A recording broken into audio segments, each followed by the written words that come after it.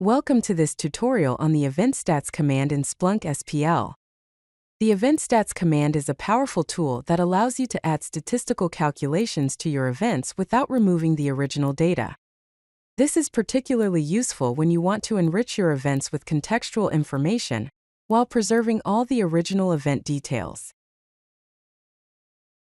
Understanding the key difference between stats and eventstats is crucial. The stats command removes original events and returns only statistical results. In contrast, eventstats preserves original events and adds statistics as new fields. This fundamental difference makes eventstats ideal for enriching data rather than summarizing it. The basic syntax of eventstats follows a simple pattern.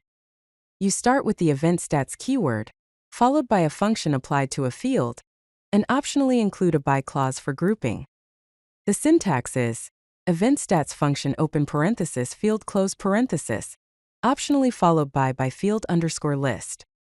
This calculates statistics and adds results as new fields to each event. Let's look at a simple example.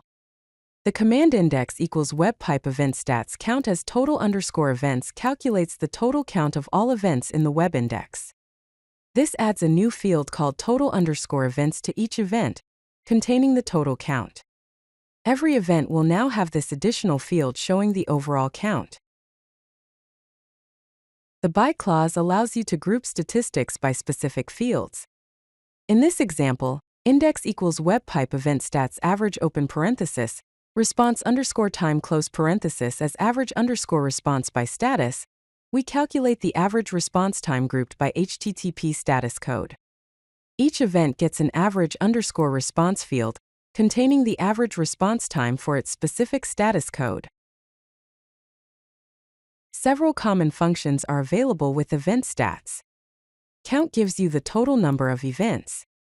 Average open parenthesis field close parenthesis calculates the average value of a field. Sum open parenthesis field close parenthesis provides the sum of field values. Max open parenthesis field close parenthesis returns the maximum field value. Min open parenthesis field close parenthesis gives the minimum field value. And DC open parenthesis field close parenthesis provides the distinct count of field values. You can calculate several metrics at once using eventstats. This example shows index equals webpipe eventstats count as total average open parenthesis bytes close parenthesis as average underscore bytes max open parenthesis, response underscore time close parenthesis as max underscore time by host. This single command adds 3 statistical fields grouped by host to each event: total count, average bytes, and maximum response time. Let's summarize the key takeaways about eventstats. First, it preserves all original event data while adding statistics, making it perfect for data enrichment.